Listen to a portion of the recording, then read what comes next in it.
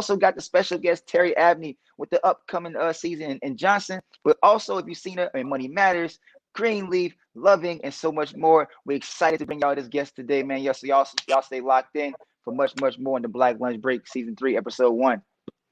Oh, to be honest, and so the Black Lunch Break back in, I think when the pandemic hit, I think about a month went in, and I was like, yo, I was sitting like kind of right in this area in my crib, and I think I was on the phone with CJ or somebody. He was like, we was on the phone like every day, all day.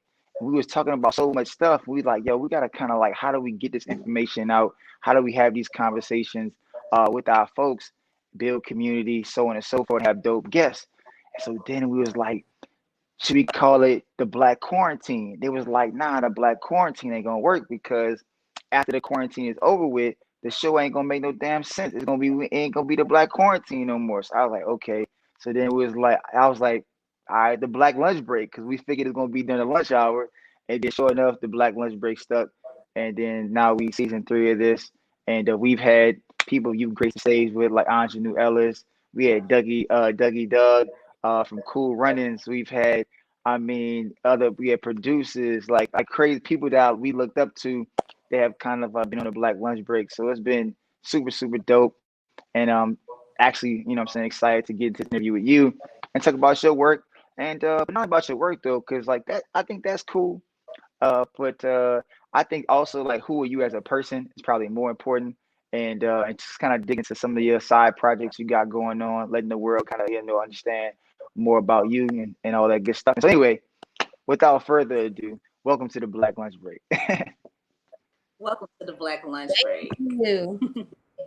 Thank you. Thank you. So, the first thing that we love to ask guests as soon as they hop on with us is, what comes to mind when you hear Black with No Chaser? What comes to mind when I hear Black with No Chaser? I don't know. I guess it would have to be like your parents playing spades, your mama telling you to mind your business.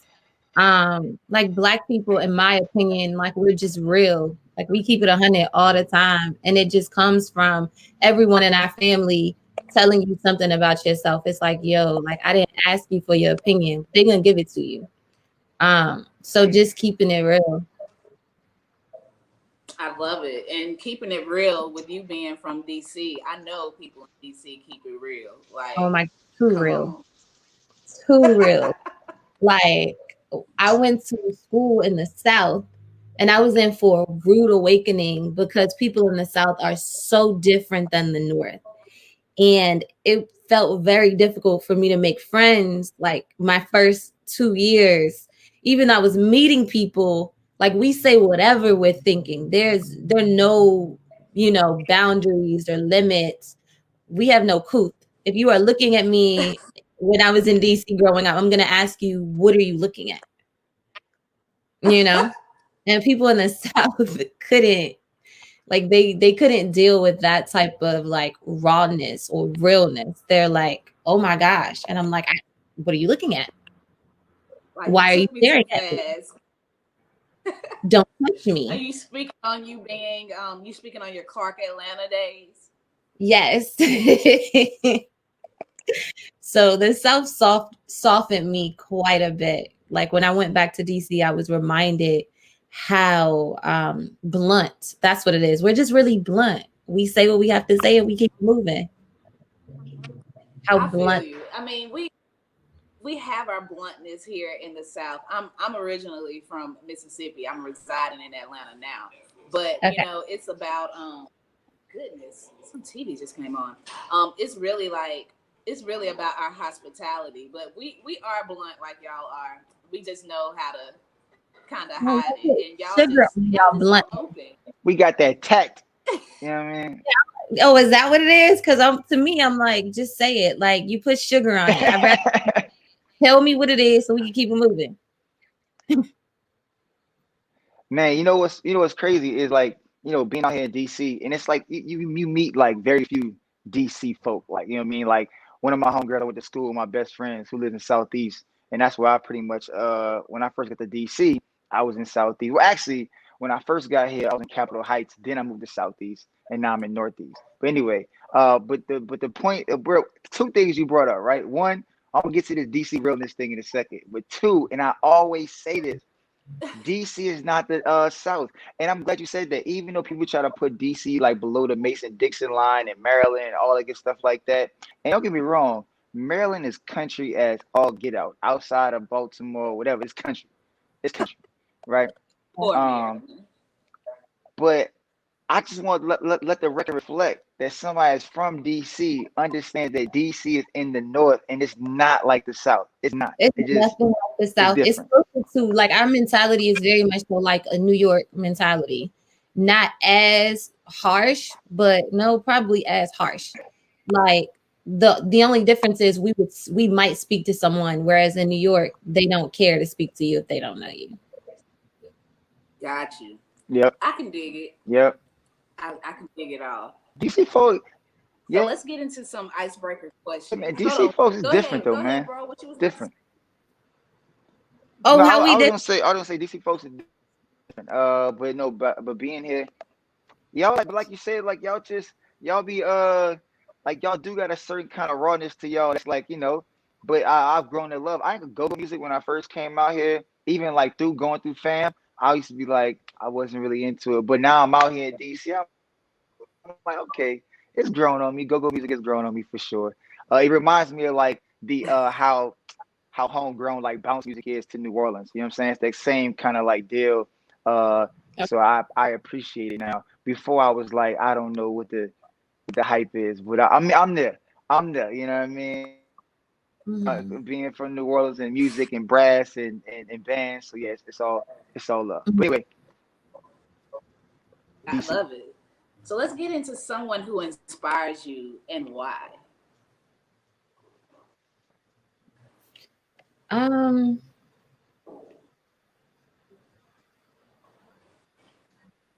Someone who inspired me, they're no longer here. First would be my grandmother, and it would just be her resilience, her selflessness, her heart, the way in which she loved, the way in which she gave. She was very family oriented. She never let obstacles stop her or derail her. She was just a really beautiful human being inside and out.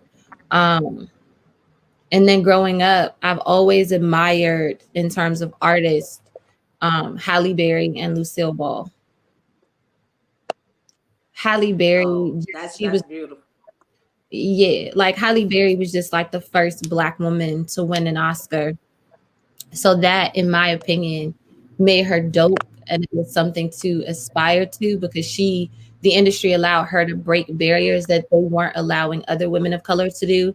And then Lucille Ball because she was the first woman to own a studio, her production studio. And her shows, because most people think that there's only I Love Lucy, but there like she had like two other shows after I Love Lucy and a plethora of films after and before that.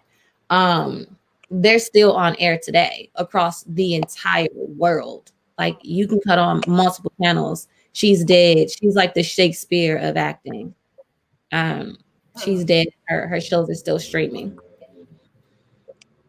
I love the way that you said that Shakespeare, like that's very Shakespearean of her, real talk. And I think it's very important that you name two people that were trailblazers because we see the importance of Kamala being in the position that she's in. We Mm. discussed probably in season one the importance of seeing the little Black boys being so inspired with seeing Barack come into the position that he came into. And so to see little girls seeing themselves in Kamala is just, it's amazing. It's amazing. And us as Black people, like we constantly have to wait generation after generation to look at these people that we can see ourselves in higher positions. And it's beautiful to see us have categories all over across the board. And now that Kamala is in the position that she's in, it's just like, yo, we're here.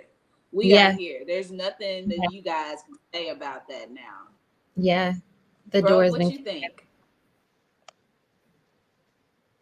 About what representation? I mean, representation matters across the board. I mean, like the Yes. more folks are there. I mean, obviously, representation is just like I look at it like the entryway, like voting, right? It's like you in the door. But I think that probably maybe even more important than that is just the work that you do once you get in the door. And so while we got this representation, we got the most diverse Congress ever. Obviously, this is one of the first presidencies to ever denounce or go after and to name a white supremacy as a thing. So I think that's some like forward thinking and progress being made. But history has taught us that words become very hollow over time. So what I want to see from this administration is a lot of accountability and hoping that that Harris being as a vice president and looking forward to seeing what she can do in that post. And to the way it looks right now, she's going to be more of one of the most vocal and actionable vice presidents thus far in the history of the United States. So that's dope. In a nutshell, it's dope. Agreed. Agreed. Okay, I know that you probably think that this is like a horrible question considering how many roles you have, but what's your favorite black movie? Wait, it would never be my film though. First, Baby Boy. Baby Boy. Baby boy, Oh, I love okay, y'all. okay. I I have would probably several put favorite. Baby Boy in my top five. I have Easy. several favorite black films. Like I love Poetic Justice, so I'm starting to feel like I just like John Singleton's work because he's so real, so raw. And he was one of the people who's really done a beautiful job of taking the lens and showing our stories from our perspective. Well, from his perspective, growing up here in LA. And we, until the last year or two, haven't seen much of that in the industry where, there are authentic characters who look like us being portrayed on camera. So Baby Boy is one of my favorites. And I love Taraji. Like I love anything Taraji touches. Like That's I'm not gonna lie, I was dreaming about that toxic. I used to like dream about that toxic black love. The DVD got stuck in my DVD player. I watched it so much. Like Oh Oh, my Baby god. Boy, man, watched that that's a film classic, yo. That's a so classic. much. I have a lot of Jody. films. No, for real. You said she wasn't gonna hit me, Jody. Yo, Yeah. yo, Snoop definitely on top of Taraji, man. Snoop being in that movie was like the comedic relief, yo. Like I swear, like him being in that movie was a good like the way to round out the whole like narrative, like him stepping in, Jody ain't being the man anymore, I know. but he up in and looking after his kid. Yeah, Jody, who ain't taking care of yo, responsibilities, nigga. Jody, who got my boo pregnant. yo. Oh, Yeah. that Love Jody? it. That Oh, I Jody? love it. Yeah. Oh man, yo, that movie got so many classic lines in there, yo. I could probably run off like a few of those joints that like I stuck in my head. So man, like I appreciate you for saying Baby Mhm. Boy for real, because I think you're the first person Real solid. since we started asking that question That to says something that that said when I was like, yes. yeah, like yeah, I really like that movie because I when love people the be saying movie, classics. I'll be like, all right, I love the classics. Don't get me wrong. I love black and white films. Some of those are my favorites. Like The Learning Tree is a black and white film that I personally like love. But if I had to think about like Boys in the Hood, Poetic Justice, The Wood, but Baby Boy, I'm like, when I saw that question, I'm like, Oh, it got stuck in your DVD player. Oh, I love Menace to Society too. I love Menace to Society, but dog. everyone's idea of film or their favorites is going to be different based on how they grew up. Like I grew up in the hood in DC. You know what I mean? So I was able to see people in these films that What part of remind DC? me. Okay, so I started off in Northeast. Okay, 719 L Street, right by I don't know if you know 8th Street. You're I frozen. live, I live, Okay. I live right up 8th Street, right here. I live right up 8th Where's Street right right now. here? So yeah, I'm here. Where's No, right I live here? like right off, like off 8th Street. Oh, really? Like I live like two right off blocks off 8th 8th Street. Street, Okay. So I by Union grew up. Station, I went right to there. church. I went to church on 8th and H, and then grew up around the Okay. corner. And then we moved to Southwest when I was like 8. But my mom and dad lived in Southeast my whole life. So I am a DC girl Mm-hmm. through and through. Ooh, And then yeah, I went you to through and in through Northwest. for sure. Yeah, like I went to school in Northwest. Yep. So Yep. I touched the whole city. The most Oh, cultured part of my life in DC was Ellington. Everything else was hood. that was the I when you love it told me though. when you I told love me it. I 8th and mean, H, that you that told me 8th that's and a H, I already knew. compliment. But it's so much better now. Like gentrification has like really changed that area because white people walk their babies to bars over there now. And I'm like, It's weird. Yeah, that never would have happened when I was growing up. it's crazy. That's Never. It's hella weird, my yo. It's real weird to watch my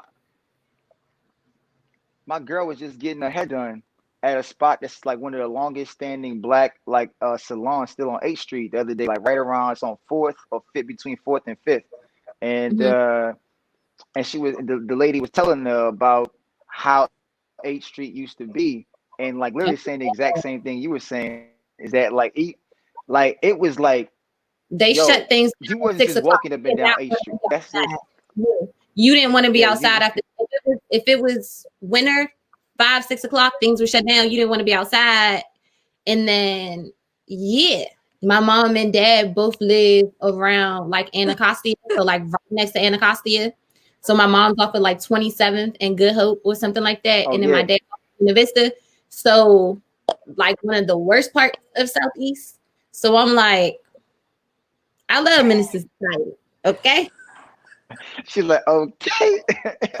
I love seeing black Look, people. John Singleton definitely did the thing with picturing us in the hood in the classic way too. Because I mean, yes, his work. He's probably one of my favorites to even watch because of how we can relate, because of how we already know how predictable it's going to be, but we still are enthralled to watch this because it's just a certain feeling, a cultural feeling that we can get in any type of John Singleton production that we can't get anywhere else. Yeah, it's not a white person putting their lens on it. You know what I mean? Yes. Like when a white person tells our story, we watch it, the Mm-hmm. authenticity, like it's lost.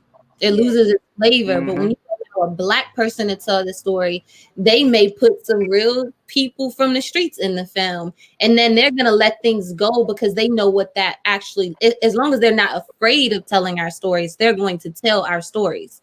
Because some black people are really afraid of touching that because they don't know how the rest of the world will receive it.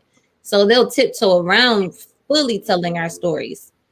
But John Singleton was just one of those people who clearly was not afraid. You At might get all. hit. I'm sure you might get hit I'm on one of not his. gonna I'm not gonna say they got a couple of black movies I would classify out right now that didn't really hit on the authenticity piece, and it's a little disappointing. And I don't wanna name drop. We're not gonna do that right now, but I think it's it's disappointing. I tell you that it's disappointing, especially knowing the origin of one of the films, and you know, it's like somebody coming to DC and making a DC film and like trying to do a DC accent, and you like, come on, fam. Like y'all couldn't have found somebody in DC that be acting and doing it like Ball. that's how y'all like.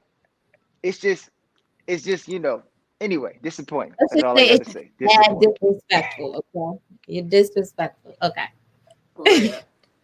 So before we get Disrespectful. into this real interview session, let's talk about a quote to live by. What helps you? I'd rather regret the things I've done than the things I haven't done. Lucille Ball.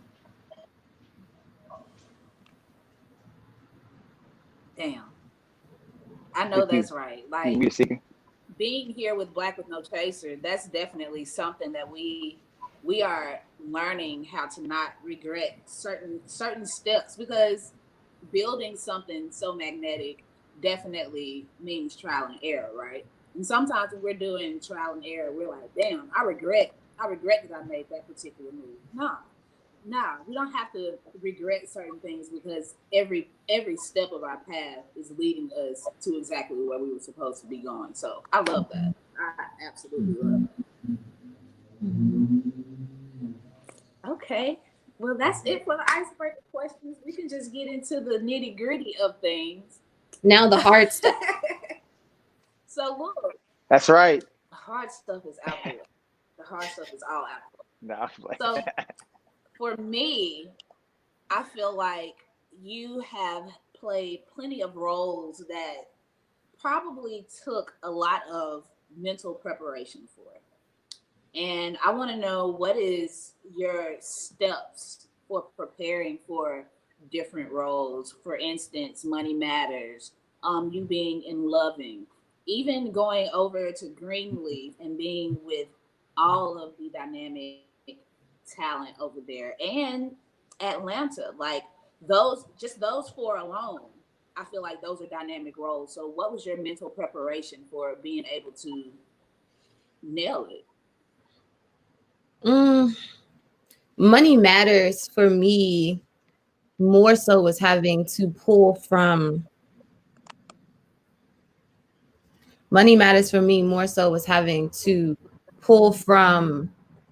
some experiences that I had already witnessed from people in my family. So it was a little bit difficult for me and challenging at the time, because I'd already, like, within that last year, gone through quite a few things.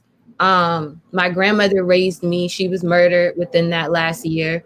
And then my mom actually abused. I don't know. Have you guys seen Money Matters before I get into this? I saw Money Matters because we love Untitled. Not that SIKA, SIKA everything of Untitled. Okay. Yes. All right. So, my mom actually was on drugs, the crack epidemic, like, you know what I'm saying? Really, I like to curse. I'm trying to like censor these words. This is Black with No Chaser. Okay. So the crack epidemic really fucked my family up. You know what I'm saying? Like, my dad sold drugs. I'm sure that nigga abused drugs too. But my mom was a seller, and then she abused them. And so that took her out of the household. It took my dad somewhere else, because he was just being the typical dad. Like, you know, the system that was put in place at that time tore my family apart. So I moved in with my grandmother. So I had that already, like having a mom who abused drugs. But outside of that, my mom was a prostitute. So Ingenue played someone who was selling her body to make money. And then she contracted HIV. So when I was 12 years old, I lost my godmom to AIDS. And then, like, living in DC, I witnessed and saw a lot of people die to that disease. Like, I literally, it hit DC. I don't know how it hit Mississippi, but it hit this DC really hard. So I literally had experienced so many people die from contracting HIV, and then it like progressing to AIDS as a child. So when I first saw the script, it was difficult for me, because it brought up so many emotions of having seen people die and actually contract that disease. But I had something to tap into. And so essentially, the character, like Ingenue's character, contracts HIV or something like that. And so I used the experience of having lost my godmom and so many people growing up in the city to be able to, like, put myself in that world. And then naturally, I had a mom who was a prostitute, a drug addict, all of that type of stuff. So I was able to pull from experiences, and it's been the same for a few other projects that I've had. Like, I did Loving, and with Loving, the characters, That's a movie right there. the characters, it's about the interracial couple and them having to move to DC because they're not allowed to be married. That relationship really reminded me of my grandmother and her sister. And so I tapped into how it would feel if I were my grandmother. And my grandmother actually had to leave South Carolina because it's just interesting how like alignment works. Her boyfriend at the time, like, is Native American and Irish. So essentially he's white.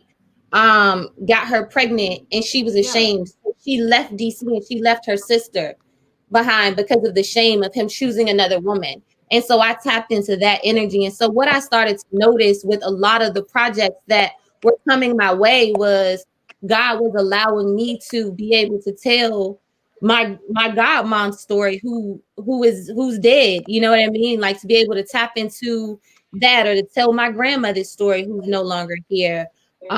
Greenleaf felt like divine intervention for me because I always wanted to work with Oprah. When I was a child, I wrote her letters. Like I used to send her letters and just say, I want to be an actress.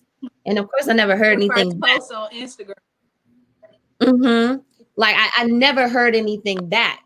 But it felt like such a full circle moment because I look up and I'm able to work with Oprah. And I just remember thinking, wow, like I got that job. For whatever reason, I got the job. And I heard a story that they actually had cast someone before me. And I don't know what happened, but I had a call like a day before I was supposed to shoot. They reached out and they were like, hey, they want you. And I'm like, I'm not even about to ask no questions. I'm not about to ask why Shorty not here. She not supposed to be here. That's it. But a lot of times when it comes to me tapping into character work, I'm either pulling from, which they call emotional recall, experiences that I've like seen or I've witnessed, or people that have died, and I tap into their energy fields, or I'm doing the work. Like I'm a bit obsessive or like crazy, I guess. I had to play a crackhead and a heroin addict a couple of times. And that for me wasn't difficult, having witnessed my mom play a crackhead and a heroin addict, but it was a little difficult because you suppress that type of stuff. Like, you know what I mean? Like your memory, you don't want to carry that type of stuff. I know I don't. So it's easier for me to just like push it to the back of my head and be like, this shit ain't real. Like, so now all of the emotions of having to practice compassion for my mom is coming up because I'm having to see her in a different light, because I'm having to think about what made my character first start doing heroin or doing crack. You know what I mean? Like this was a person at first.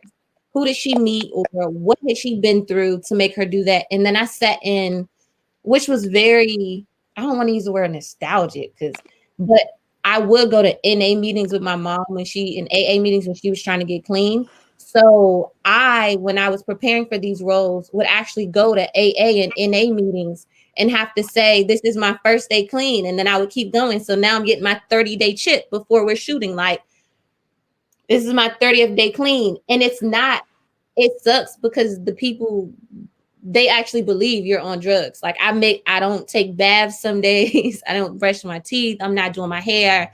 I'm coming and I try not to really talk because I don't want to have to tell a story, but they're pushing you to tell your story, of course.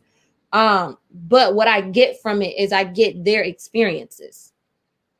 If that makes sense. It's kind of like journalism, and you don't want to be found out because and if they find you out, people are pissed because it's a safe space. And of course, their stories aren't stories that I would ever share because those are real people who've gone through real things. But sitting there, you learn so much, and then it has helped me in many ways practice compassion again for my own mother, if that makes sense. and other people in my life who That I've makes lost makes to total sense. violence and to violence growing up in DC. You know, I've also lost a lot of people, you know, to violence because DC was a very violent city growing up. So it just helped me to take myself out of the kid mindset that saw everybody as like bad people because these things were happening to them. And to be able to see them as just people who made some choices and they happen to get the consequences that are, you know, on the bad, quote unquote, bad end of the spectrum. Damn, that's It deep. sounds That's deep. It's like funny. your acting Not really funny, roles but have been made you. Go ahead. can you I hear was me? just saying it Am sounds I like your skipping? acting roles helped you Oh no, no, heal I was. your child. Your child. I mean, I honestly, I'm not gonna lie, I'm still healing my inner child. Like that's a journey for me. You know what I'm saying? That's just me being honest. That's me being real. Um, and I recognize there are a lot of kids who grew up in DC who've lost people to, you know what I'm saying, gang violence, drugs, um, disease, all types of stuff. For me, it is artistry and performing has been healing for me, period, because it's allowed me to not be that kid with a mom that's a crackhead. You know what I'm saying? It's allowed me to not be that kid who, you know what I'm saying, such and such is going to jail or all of these people are dying for whatever reasons. It's allowed me to just like take that shit off and be somebody else for however long, and then I have to go home and, you know, live with, you know, my grandmother and think, well, why doesn't my mom want me or love me? So the arts for me saved my life. You know what I mean? In a lot of ways. Um, and I'm still working through the systematic effects of what and I'm gonna say it, the government did to the fucking Black community. You know, still working through it, but Yes. No, I'm no, that's super not. blessed.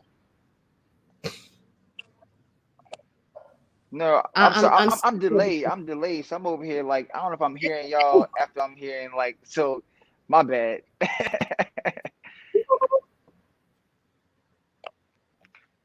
Yeah, Can, but I'm super blessed and super grateful to be able to, in many ways, I think, pay homage to the people who come before me, the people who are coming after me, and my ancestors. Like God has given me a platform to be able to be a light in the world, to be able to use my artistry. And though it was, you know, something that where people go, damn, you know what I'm saying? That's what you experienced. And it was like, yeah, but I see it as like a badge of honor because there's somebody else in the world who needs to know that you could have experienced anything. Like I never thought when my grandmother was murdered that I would be able to do shit else because my foundation, you know what I'm saying? I was 16. My foundation was swept from underneath me. I was fucking homeless. And I'm sorry. Sorry, I couldn't hear you. Um, Oh, I was just saying, yeah, your foundation was taken from you. yeah, it really was, and from every in every way you could imagine, I was real life homeless, and to be where I am, I'm like it really has been nobody but God, and so it's kind of what you guys were saying earlier, like everything is happening with a purpose and for a reason. And I've always recognized that. Sometimes I'm like, dang, like why is it so hard? And then when I look at it, I'm like, you're healthy. You know what I'm saying? Like I have my health, I have my mind, you know what I'm saying? Like I have a career, happy, like healthy black. Happy, exactly.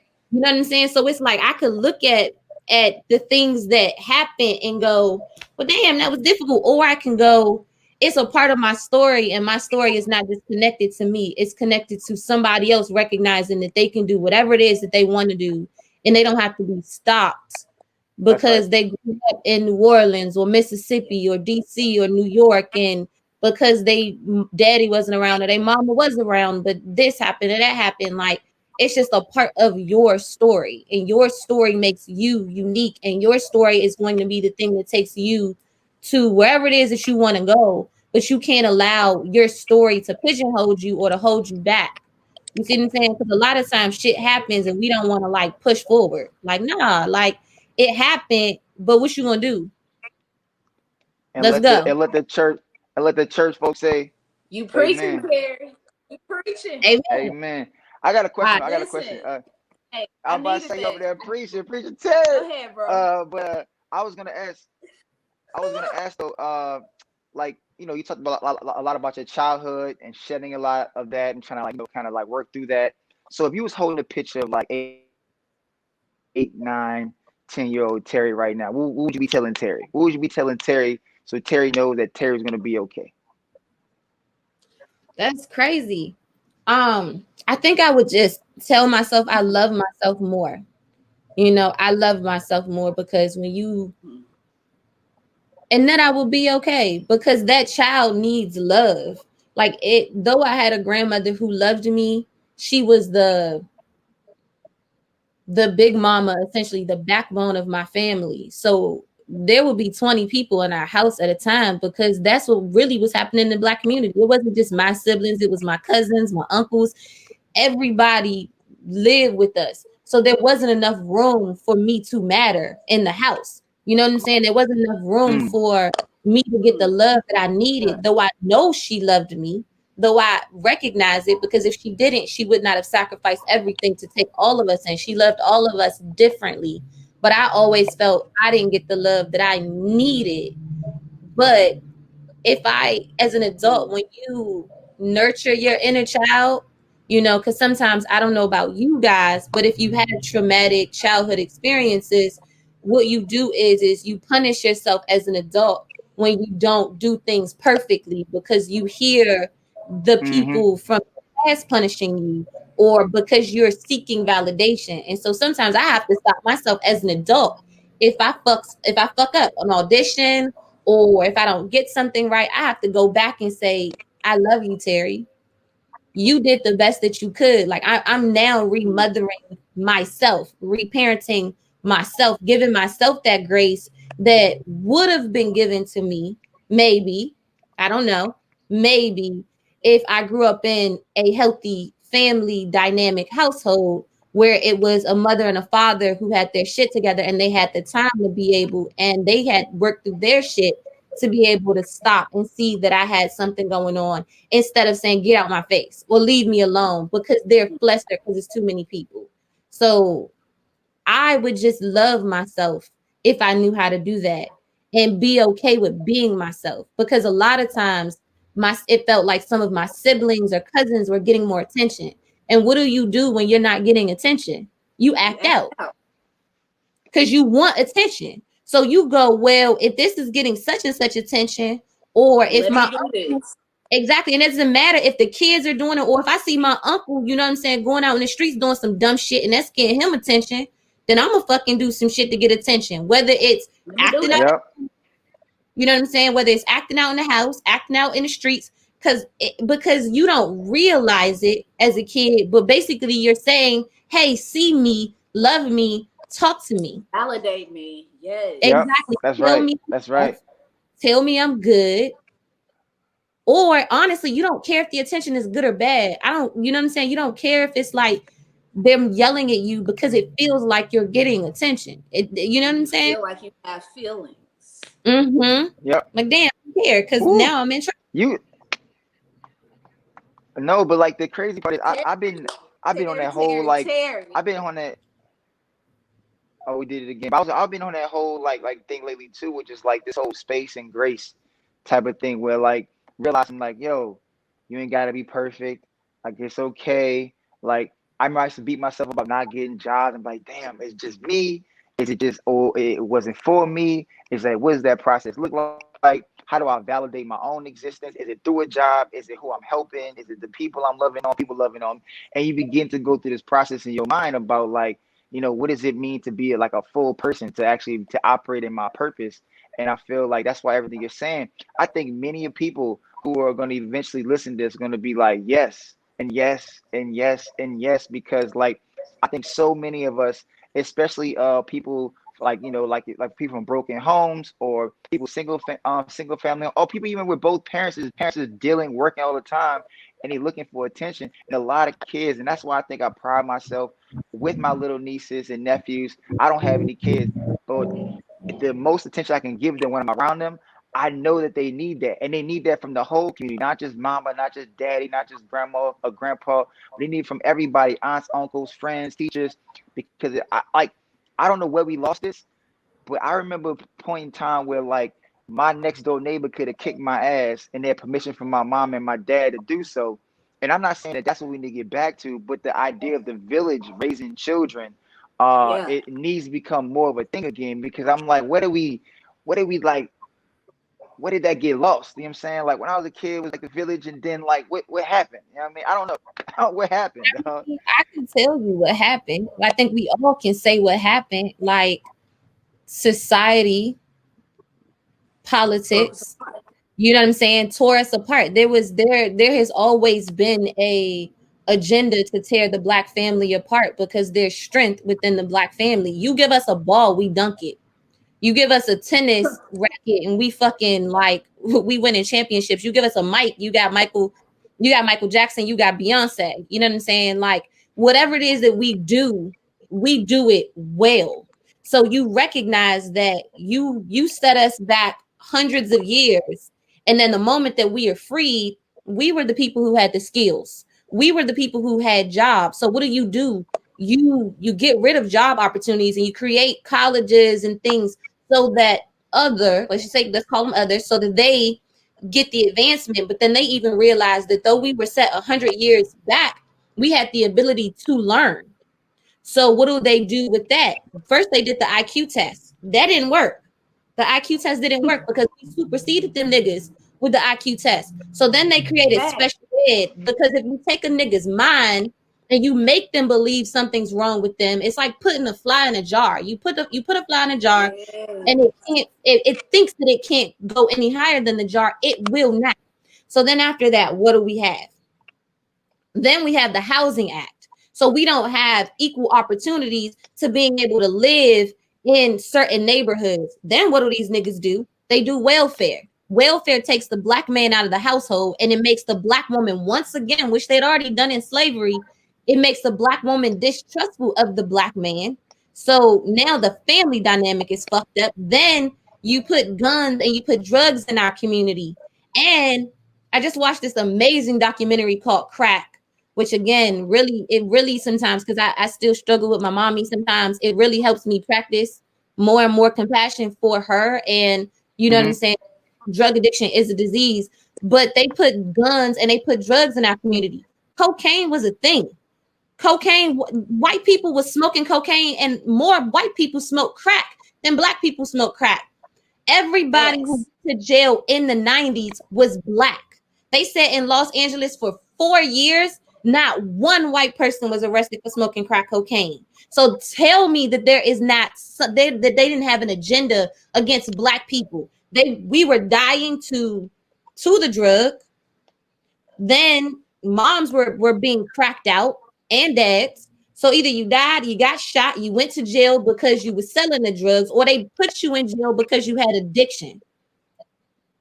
They were literally, if you watch that documentary, there were moms who were abusing the drug. Yes, there were moms who were using the drug, who they were literally arresting them instead of saying this parent needs help. They don't give us the same grace. You see what I'm saying? So that's what happened. And we now saw that. I mean, I'm about to say we saw that. Just it's funny because I be looking at like what happened in Tacoma recently, and the police just like rolled over everybody. And you look at what happened to Trey Songz. This man at chilling at the Chiefs game. He's getting manhandled, but yet we see what happened at the Capitol, and literally, bro, people walking out there kumbaya, and able to go free. The guy Kyle Rittenhouse that shot 2-3 people, that little 17-year-old dude out on bond right now. Riley Williamson, she's out. She stole Speaker Pelosi's laptop. It's like there's so many things that I look at and we can tell, and people keep talking about this more now than ever. So is this tale of two systems, and like those two systems have literally fractured our communities in more ways than one. And so That like is always in place. that's why it goes back to what the Biden, that's why it goes back with the Biden administration is doing, trying to center racial equity in everything they do. But I think it's important to note that as they start to define what is domestic terrorism, who are domestic terrorists, well, let's talk about who's already got dossier filed with the FBI.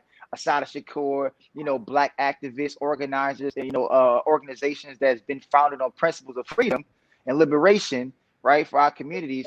I think we kind of still got to sort that out too before we start adding on more. Let's figure out who's already on there and figure that piece out too, because it's like everybody sees it, but like nobody really wants to say the thing at the highest level. When you think about the Black people who were for us, what happened to them niggas? Oh, they dead. Taken away from us. They assassinated. They either had to leave the country and another country like protected them, or they, you know what I'm saying? So I mean, it's so many layers and levels to it. You know what I'm saying? Like you had a kid like me, you know what I'm saying, who I've witnessed people die. Like I said, I've had a mom and a dad. Like I've been affected by the system. You know what I'm saying? Right? Who like I've seemingly made it, but PTSD is a real thing. And then let's get into therapy in the Black community. Oh, yeah. They don't give us the resources to be able to build ourselves back up. So then you wonder why you got these little niggas running around killing each other. It was taught. We weren't a violent people. They taught us to be violent. They forced us to be violent. Tupac said that shit best when he was like, if we knocking on the door over and over again, I'm knocking. I'm asking you. After a while, what are we doing? I'm hungry. I'm coming in. I'm kicking in the door with the gun. Like, you know what I'm saying? Like they have made us into these people, and they recognize that shit. They recognize that they didn't give us the resources, the education, the help. And then you have people saying, well, you just need to pull yourself up by your bootstraps. And it's like, it really is. And I hate to say it, it's fucking impossible. What bootstraps? What boots? It's a mindful. It's a it really is. It's impossible. Like it's impossible. And you look at these kids and you just go, it sucks, because you are a product of a society that created you to be this way. You were mentally, and we really are still mentally enslaved. You could take the nigga off the plantation. That's great. But we really, Jay-Z said the shit best. We still niggas. We still niggas. All right, niggas. And I don't know. Look, I'm enjoying the fuck out of this conversation, for real, bro. Look like you want to say something. Come on, Terry.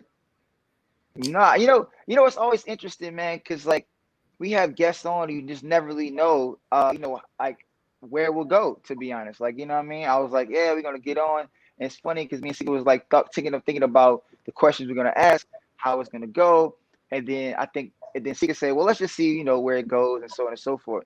And it's funny because I want to trace it back to like characters, film, and why telling our stories is so important, and talking about your like how you kind of gravitate and kind of get immersed into the character. And like I remember when, I don't know if you remember Angela Meeks, who played Felicia in Friday. She was on our show, and she talked about the character Felicia and how like when we brought it up, I thought it was gonna be some like joking moment. And she was like, everybody on the show, I thought it was about to be like, I remember before the show, we was like, yeah, yo, we about to bring up the Felicia moment. We about to have a meme, like joke moment. And like when she went into like, basically, she didn't even allow us to even go there. She was like, first of all, let me just say that Felicia, that's a human. That's first of all, that's somebody's sister or mother. That's the same person that you've looked over, that we've allowed to get molested and raped and tortured and kidnapped. And it's the same reason why our girls are going missing. And it's like, I was like, ooh, it made me not even look at, I'm looking like she humanized Felicia in a way that you crack. Society will say if you abuse drugs or you did crack, you don't matter. And they erase those people's But guess story. what? Here's the crazy part. Felicia, and then we thought she was a crackhead. And then Angela was like, she wasn't a crackhead. She smoked weed every now and again, but she was like, she never did crack in movie Friday. I was like, oh snap. So it's like this portrayal of like the imagery and like how we process what a crackhead looks like, what a functioning human being. But what she told us was that Felicia really was the byproduct of a broken person, somebody that was in love, somebody that was like looked at as an outcast in a family. And what y'all saw was a broken person on film, not a crackhead. And I was like, damn, she hit me. I was like, damn, it was just deep. And so like when I hear you and I hear how you get into the character, I can appreciate it. I can go, damn, that's deep. And then appreciate you as a human being and understand like, yo, we about to like, it's not just about portraying a crack addict. It's about understanding that this person is somebody that was in my family. This person is somebody that was like in my neighborhood and like being able to give that back in a real way. That's the authenticity behind, I think, film. And that's why when people make good films, you feel it because it feels like home. It feels like, okay, that's exactly how it shows up. And then when people faking it, you be like, that ain't it. Like I know that ain't it. No. And so like that's why I appreciate you for like how you digging into it and doing your thing for real. I was trying to bring the conversation full circle. You know what I mean? I was trying. Excuse me. Hey, you did that, bro. That was a perfect full circle. Honestly, this has really been a great learning experience because, like you said, we didn't know that we were going to take this route, but this is an important conversation to have. And a lot of people, a lot of audience people don't realize like how deep actresses and actors really are. And for you to be able to tap into the reality of life and be able to sit up here and just like share with us your lens, it really has me grateful first and foremost because not everyone gets the opportunity to speak with someone of your stature and feel so relatable to. And that's what this entire conversation today has been. Everything has been relatable and important information for people to actually think so that we can better rehabilitate ourselves. Like rehabilitation, a lot of people look at rehabilitation strictly for drugs. Rehabilitation is for every phase of your life. We have so many phases that we have not been able to have nurtured. We have so many phases that we need attention to, and we haven't been able to navigate how to get those places fulfilled. And us as a community, like you said, since we got broken up, we are a natural loving type of people. And when our community kind of sees that child over there that's suffering from a little love, we used to have the ability to go over there and kind of fill in the gaps for the parents. And once they took that away from us, it has totally broken us down generation by generation by generation. And honestly, when it comes down to that bootstrap shit, that complete statement, like I hate that statement. And the only thing that I can relate to bootstrapping is us only having to bootstrap and pull us out of our own emotions. I mean, out of our own tribulations, because of course we didn't put ourselves there, but we're going to have to be the only ones to pull ourselves out of it. And that's the only thing that bootstrap relates to us as a person, as a people. But anything else, as far as, you guys need to figure out how to get it from the bootstraps. Nah, y'all snatched our bootstraps from us because we gave you the entire toolkit for you to be able to soar, and you just left us hanging. So bootstraps, yeah, we're going to handle our bootstraps as far as rehabilitation is concerned. But everything else out there, we don't have to bootstrap it because it was always ours in the beginning. Always has been.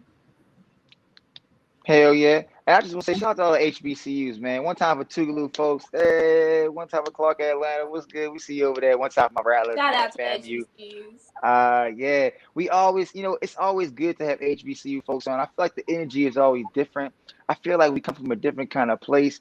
I know that one thing, and I always mention this, and I think this is very similar to all like HBCUs, is that they really teach us how to connect our hearts and our minds to the work. That's the charity portion of who we are. And I feel like a lot of people don't understand that's the root of really the Black community. And so like we talk about just the whole crack epidemic, the systematic oppression of this country and how it's fractured our communities. Our ability to still come back to the table and work with one another, even though sometimes it may be a little difficult, but we're gonna work it out and we're gonna be building. And man, this conversation has been one of my favorites. I appreciate you. Thank you. Agreed. Agreed. That's love. For us to start off season 3, this is a great first episode. Thank you. I pray daily to be a light in the world. You know what I'm saying? Like, to let my light shine, because I recognize so many people don't use their stories. We'll bury it. You know what I'm saying? You'll bury who your mom was or who your dad was or what happened. And it's like your story, your testimony, the fact that you made it through that shit, somebody else needs to hear that. Whether it's an adult or a kid, whoever it is, somebody else needs to know that we really have the power to create whatever life we want to create. That's right. You know what I'm saying? You don't have to be a victim to who your mom was or your dad was. The system or people will tell you that you should be, because I was that kid who people will be like, you're gonna, literally people spoke spells over my life. And as an adult, I'm like, I had something to prove. You know what I'm saying? You're gonna be just like your mama, or you just like, or you know what I'm saying? Like, the odds were set against me. And people continue to let me know the odds were set against me. And I graduated the top of my class from college and high school, and I did everything I wanted to do. You know what I'm saying? And I'm changing my generation or my, family history. I'm breaking curses in my family. I will be that person. I don't have kids. I'm about to turn 30. Control that narrative. You know what I'm saying? I'm about to turn 31. People told me I would have a kid by the time I was a teenager. People told me I wouldn't graduate from college, let alone high school.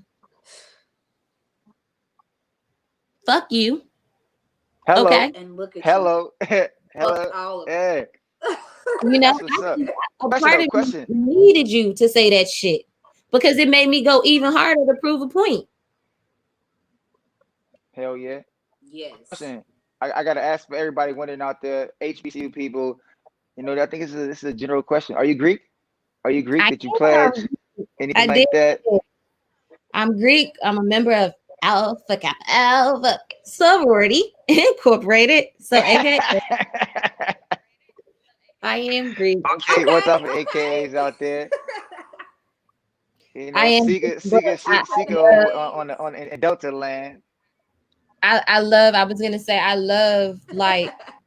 the entire Divine Nine. I'm not one of those people. I've never been one of those people. Like, to me, it's really about community, sisterhood, and service, and that's it. Some people get caught up in the colors, the letters, the superficial part of it all. Like, I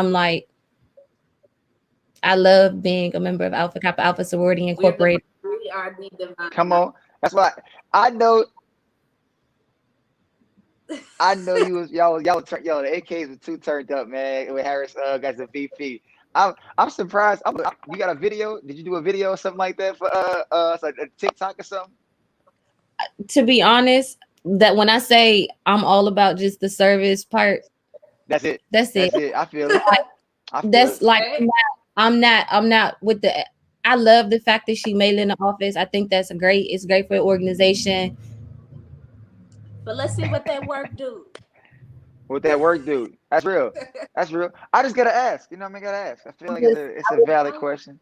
I was working. I think I was working on that day. I was working on that day. I was shooting on that day. I wore my pink and green before I had to change out into my character's costume. But that's it. I always get the one on my line where it's like, letters didn't make me, and they're not going to make me or define me. I think it's more about the person and the Yep. human. So I don't know if that's the answer you was looking for, but that's just That's a my perfect truth. answer. Perfect answer. Nah, We are it's rounding no out right or to wrong answer. I out. just figured out, Right. just figured I asked. That's all. Yeah, So nah. I mean, it's dope definitely to have a woman in office. Period. A black period. woman, and then a woman who went to a HBCU who is also a member of the same sorority that I'm a member of. I think that It's a the beautiful beautiful thing. thing. It really is. So before we get out of here, tell us about what's coming down the pipeline. What can we be expecting? Um, so I just wrapped a series called Johnson that Cedric the Entertainer is producing. Um, and I get to play the girlfriend on the show. It's super, super exciting to be able to do.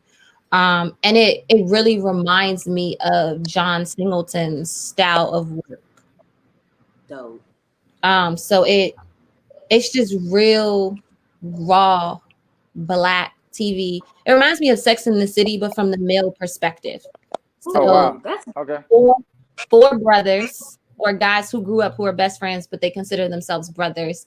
And it's just following their storylines. And so I'm playing one of the guys' girlfriends, and we have the super down to earth, everybody can connect to relationship, That makes sense. with That makes sense. the waves. Yeah. I I guess like love it. knowing I'm knowing knowing really you now, looking that makes perfect sense. So like that y'all would be that couple. So do you? I'm pretty sure you feel right at home being that down Oh, to earth kind of. it's the first time I've been able to do anything like it. And I'm so grateful to them for the opportunity, because a lot of people they've not seen me in that light, if that makes sense. I'm a lighter skinned woman, and for some reason people think only women who are much more melanated than me can play certain roles. You know what I mean? If you Hmm. need a down to earth or a like girl who has a little bit of edge and some sass, that cannot be me, because lighter skinned women are more prissy and privileged. And no, this girl Mm, gets, I get to get quick with it. That's a whole conversation. It's a colorism is a that's like yeah. we going somewhere else. But and Man, I thank them a million times for the opportunity, because it's like you're you know what more I'm than saying? Like, I'm more this character. Like, you know what I'm saying? I could tap in. I'm like, let me do it. you Yeah. did. And so I definitely feel super blessed to be able to play it. And then it's like a dramedy. So I get to like showcase and exercise my comedy chops and my drama chops, which a lot of people typically only let me do drama. And now here we are, them allowing me to be that around the way kind of girl who everybody can relate to, but who also has a great job, who got a smart mouth, but is super loving. And I told them several times, I can't tell you how many times I've not been able to either audition or even get a call back, because they would say things like, I just don't believe Terri could be. They use words like, this girl isn't ghetto, by the way, but they use words like, I don't believe Terri could be ghetto. What the fuck does that mean? What does that mean? Because people have an idea of what ghetto looks like. Facts. And Wow. I'm First of all, not brown enough. they racist as fuck for saying that. So that's that like period. Like you Because if don't. you have the acting But ability for the but that's role the is, you world can that we live in. You know what I'm saying? Like, that's the world that we live in. White people see black people one way. And to be honest, a lot of black people see us a certain way. People meet me yep. and they have no idea who I am or what I've been through or the type of person I'm going to be. But there's an expectation of who I'm going to be because of the color of my skin. Mm. The Mm-hmm. same way there's That's an right. expectation of who somebody else is going to be because she's chocolate. And then we could be polar opposites. And you go, damn, Terri, she a little hood. And this girl is a little bougie. And then it's like, you got a Oreo experience and people are confused. But it's like, we are people first, and the color of our skin does not dictate the type of people that we are. But a lot of people, if you didn't grow up in a certain environment, don't understand that. That's true. That's so So true. I'm glad they gave me the opportunity, because it took a black man or two black men to give me the opportunity. I want to say that's very That's important for you to even say that it took two black men to do that, because right now on the music end of things, like Rick Ross and The Dream right now, like they're getting hell. They're getting hell about this new release, this from Sign. So like you're telling a total different story from the way that it's being told with the music industry. And that's beautiful to see, because it's But these black men, this is the way they put it. These black men, and this is the way they put it when we had a conversation. They date black women. They marry black women. They love black women. There are some black men, and I don't know Rick Ross, and I don't know The Dream, so I'm not going to speak to their experience. But there are some black men who grow up and they want to denounce their heritage, or they grow up with that. It's not that, not what is it? They grow up with the idea that lighter is better, or they couldn't get it when they were younger, so then they chase that because in their minds, very much so like the slave mentality. In your mind, you're fighting for perfection. So in their minds, it's like, oh well, if I can get this lighter girl, it don't matter if the lighter girl is prettier or not. It matters that she's lighter, because it is the idea that is attached to their worth and their validation being in something that they felt they never could attain. So in their minds, because that girl could not sing. I saw that at all. Hell no, she couldn't sing. No disrespect to you, love. I hope maybe you sound better some other time. That other girl, I mean, I was waiting for them to say something nice, and when it came out, first of all, they cut her off before she can get done. But baby girl was covered up, so she had some couth and some class to her. And then, and she was even, in my opinion, prettier. I'm like, but the packaging wasn't what they liked. Exactly. So when they cut her off, I was like, she sounded way better. And the other girl knocked off Ashton Martin. What is it? Ashton Martin music. And I was like, nothing was original about it. I was shocked. But these black love black women. And they made that clear. They're like, we love black women. And they marry black women and they date black women. And they grew up around black women. So to me, it's like you taking, even though he married a white woman, Childish Gambino or Donald Glover with Atlanta, because he grew up in Atlanta. He has that black experience. So when you see Atlanta, you getting the authenticity and the rawness and the realness of Atlanta. That is the difference between a man who actually loves his heritage and a nigga that I'm done. Want to make some money.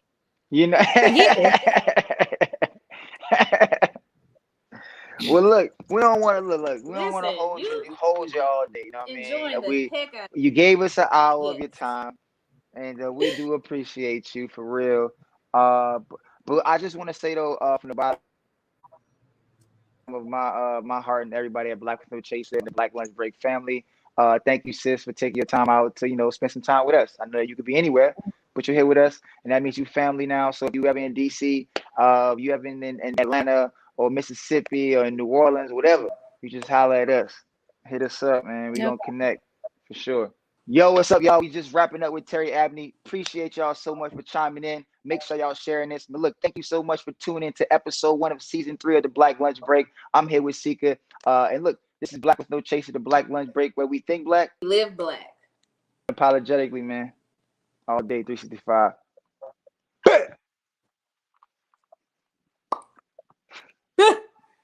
We you're like